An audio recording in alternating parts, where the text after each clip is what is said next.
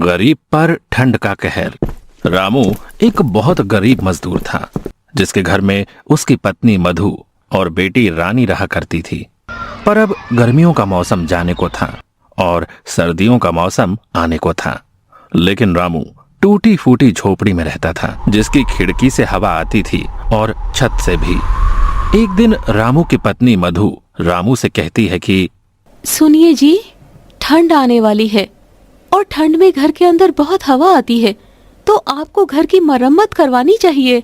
और रामू उसे कहता है कि मैं कल जाकर अपने मालिक से कुछ पैसे उधार ले आऊंगा, ताकि हम अपने घर की मरम्मत करवा सके।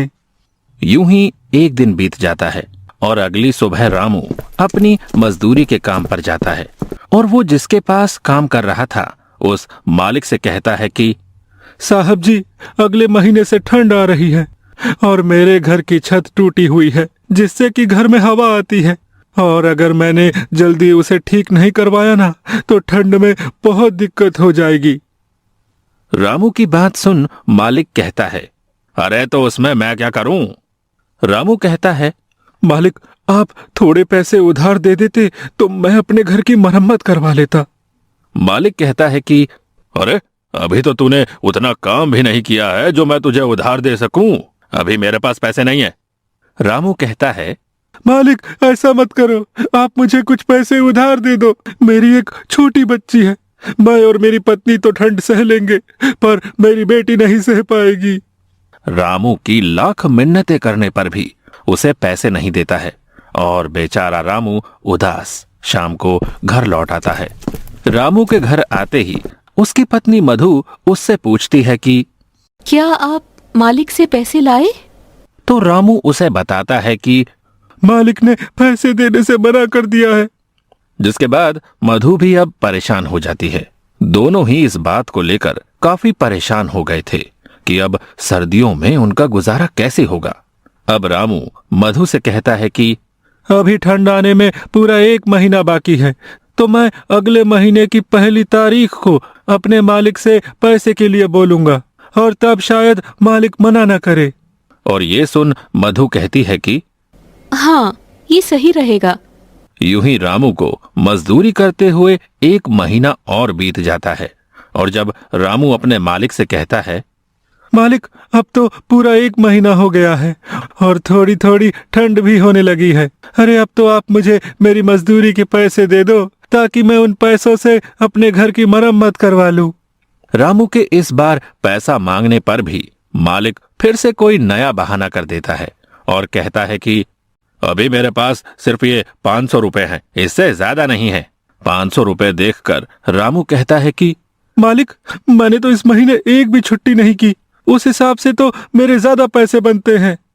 लेकिन मालिक उसे अपनी बातों में फंसा देता है और रामू के ज्यादा बहस करने पर उसे काम से धक्के मारकर निकाल देता है।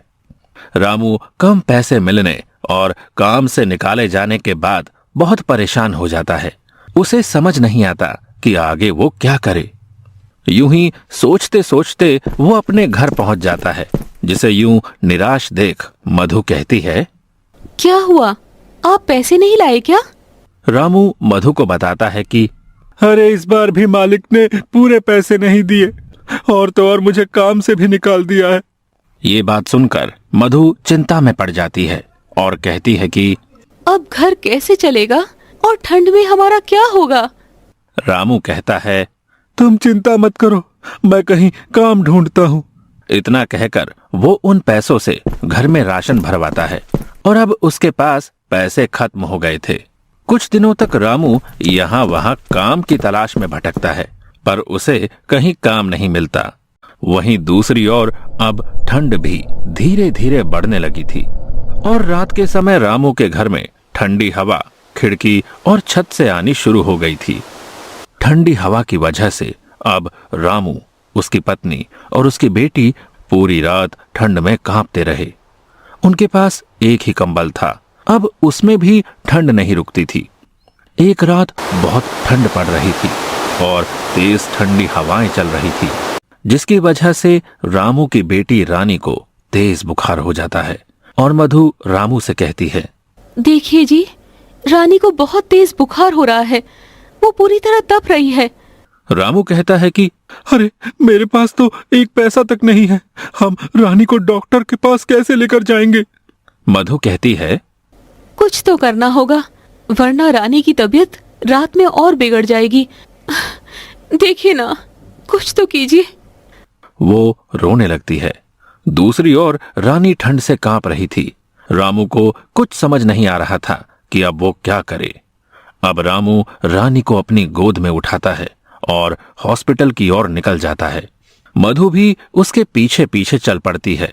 बहुत दूर तक पैदल चलते चलते दोनों थक जाते हैं और रामू रानी को लेकर एक पेड़ के पास बैठ जाता है और रोने लगता है।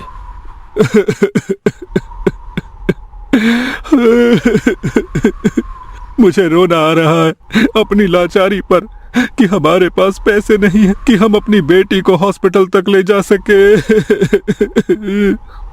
रानी के दिल की धड़कनें अब तेज हो रही थी और फिर से रामू उठता है और अपनी बेटी को लेकर हॉस्पिटल की ओर चल देता है। कुछ घंटों चलने के बाद वो मधु के साथ रानी को लेकर हॉस्पिटल पहुंच जाता है। लेकिन अफसोस, उसके पास पैसे ना होने पर डॉक्टर रानी का इलाज करने से इनकार कर देते हैं और रामू मधु और रानी को अस्पताल से बाहर कर देते हैं। अस्पताल की सीढ़ी पर रामू अपनी बेटी को गोद में लिए बैठा रो रहा था और दूसरी ओर ठंड धीरे धीरे बढ़ती जा रही थी। ज्यादा ठंड होने की वजह से अब तीनों ही बुखार से जूझ रहे थे और तीनों ही हॉस्पिटल की सीढ़ी पर बेहोश हो जाते हैं। अगली सुबह जब रामू की आंख खुलती है तो वो खुद को हॉस्पिटल के अंदर बेड पर पाता है। ये देख रामू के मन में बहुत से सवाल आते हैं। अरे मैं अंदर कैसे आया, मुझे कौन लाया और मधु और रानी कहाँ है।